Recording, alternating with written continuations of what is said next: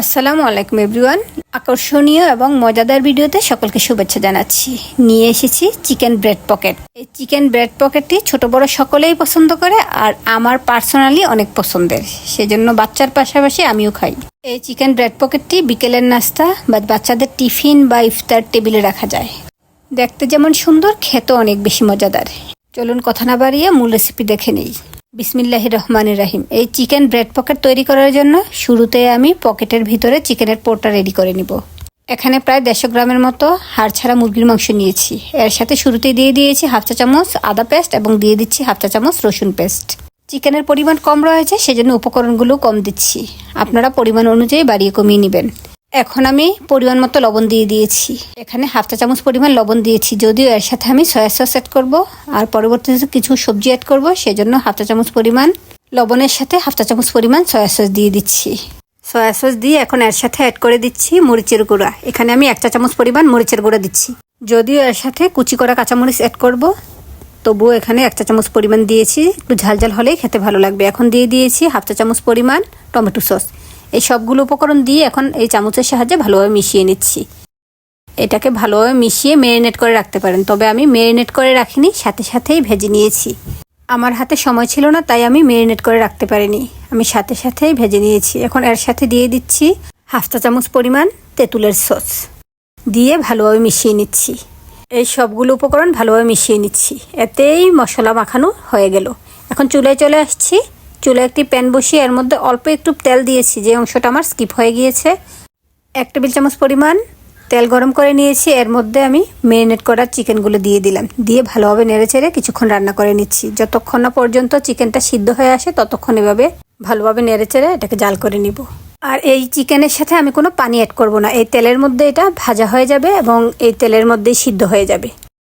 দেখুন, এরই মধ্যে আমি চেক করেছি চিকেনটা অনেকটাই সিদ্ধ হয়ে এসেছে। চিকেনটা সিদ্ধ হয়ে আসার পর এর সাথে আমি অন্য সবজিগুলো অ্যাড করব। এখানে প্রায় 3-4 মিনিট জাল করে নেওয়াতে চিকেনটা সিদ্ধ হয়ে গিয়েছে। এখন এর মধ্যে আমি সবজি অ্যাড করে দিচ্ছি। এখানে 1/3 কাপ পরিমাণ গাজর কুচি দিয়েছি, অর্ধেকটা টমেটো কুচি করে দিয়েছি এবং একটি বড় সাইজের পেঁয়াজ কুচি করে দিয়েছি, আর 1 টেবিল চামচ দিয়েছি কাঁচামরিচ কুচি। এই সবগুলো উপকরণ একসাথে দিয়ে ভালোভাবে মিশিয়ে নিচ্ছি। আর এখানে সবজিটাকে আমি একেবারে সিদ্ধ করব না, 50% পর্যন্ত সিদ্ধ করব। সেজন্য এখানে খুব বেশি সময় ধরে জাল করতে হবে না। সবজিগুলো দেওয়ার পর 4-5 মিনিট আমি জাল করেছি, এতে করে সবজিটা 50% রান্না হয়ে গিয়েছে। আর চুলার আঁচ মিডিয়ামে রেখে আমি রান্না করেছি। দেখুন, এরই মধ্যে সবজিটা অনেকটাই হয়ে এসেছে, এর চেয়ে বেশি রান্না করব না। এখন চিকেনের পোরটাকে চুলা থেকে তুলে ঠান্ডা করে নিব। ঠান্ডা হওয়ার পর এর সাথে আমি অন্য উপকরণগুলো অ্যাড করব। এক পাশে রেখে দিচ্ছি। এদিকে আমি ব্রেড নিয়েছি। এখানে 2 টুকরো পাউরুটি একসাথে করে নিচ্ছি। এখন একটা বেলনির সাহায্যে মাছ বরাবর একটু বেলে নিচ্ছি, এতে করে 2 টুকরো পাউরুটি একসাথে লেগে যায়। আপনারা ভিডিওটা ভালোভাবে লক্ষ্য করলেই বুঝতে পারবেন। মাছ বরাবর এখন একটি কুকি কাটারের সাহায্যে কেটে নিচ্ছি। আপনারা চাইলে কোনো গ্লাস বা মগের সাহায্যেও কেটে নিতে পারেন। দেখুন, কুকি কাটারের সাহায্যে কেটে নেওয়াতে এটা একসাথে হয়ে গেলে এখন এটাকে ভেজে নেওয়ার পালা। আর ব্রেডের সাইডের যে অংশটা রয়েছে সেটা দিয়ে আমি ব্রেড ক্রাম্ব তৈরি করে নিব। আপনারা চাইলে খালিও খেয়ে নিতে পারেন। পাউরুটিটাকে আমি ডিমে কোট করে নিব, সেজন্য এখানে একটা ডিম নিয়েছি। ডিমটাকে আমি একটা চামচের সাহায্যে ভালোভাবে ফেটিয়ে নিয়েছি। এখন ডিমের মধ্যে এই পাউরুটিটাকে চুবিয়ে নিচ্ছি। ডিমের মধ্যে আমি আলাদাভাবে কিছু দেইনি, লবণ বা মরিচ কিছুই দেইনি। ডিমে চুবিয়ে নেওয়া শেষে এখন আমি ব্রেড ক্রাম্বে চুবিয়ে নিব। এখানে আমি বাজার থেকে কেনা ব্রেড ক্রাম্বের মধ্যে এটাকে গড়িয়ে নিচ্ছি। আপনারা চাইলে যে পাউরুটির টুকরাটা বেঁচেছে সেটাকে চুলায় একটু গরম করে ব্লেন্ডারে দিয়ে গুঁড়া করে নিলেই ব্রেড ক্রাম্ব রেডি হয়ে যাবে। তবে আমার হাতে সময় কম, সেজন্য আমি রেডি ব্রেড ক্রাম্বের মধ্যেই গড়িয়ে নিলাম। এপাশ ওপাশ 2 পাশেই ভালোভাবে লাগিয়ে নিয়েছি। এখন চুলায় একটি প্যান বসিয়ে দিয়েছি। প্যানে পর্যাপ্ত পরিমাণে তেল দিয়েছি, কারণ এগুলো ডুবা তেলে ভেজে নিব। তেল গরম হয়ে আসাতে একে একে আমি রেডি করে রাখা পাউরুটিগুলো দিয়ে দিচ্ছি। এখানে ভেজে নিয়ে পকেটগুলো কেটে নিব। চুলার আঁচ মিডিয়ামে রেখে আমি এপাশ ওপাশ করে এগুলোকে ভেজে নিচ্ছি। হাইতে রাখলে কালারটা সহজে চলে আসবে, এগুলো মচমচে হবে না। সেজন্য অল্পতে রেখে এপাশ ওপাশ করে ব্রেডগুলো ভেজে নিচ্ছি। ভিডিওটি কে কোথা থেকে দেখছেন আমাকে কমেন্টে জানাবেন, আর কেমন লাগলো তাও কমেন্টে জানাবেন। আর যদি চ্যানেলে নতুন হয়ে থাকেন তাহলে চ্যানেলটি সাবস্ক্রাইব করে আমাকে সাপোর্ট করে যাবেন এবং বেশি বেশি করে শেয়ার করে দিবেন ফ্রেন্ডস ও ফ্যামিলির সাথে। এতে করে অনেকের কাছে পৌঁছে যাবে আমার এই ভিডিওটি। দেখুন, এপাশ ওপাশ করে ভাজা হয়ে গিয়েছে। এখন আমি ছাঁকনির সাহায্যে তেল থেকে তুলে নিচ্ছি।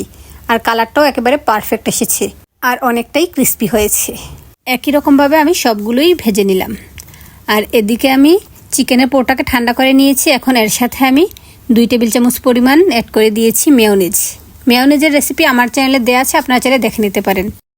এখানে 2 টেবিল চামচ দিয়েছি শসা কুচি।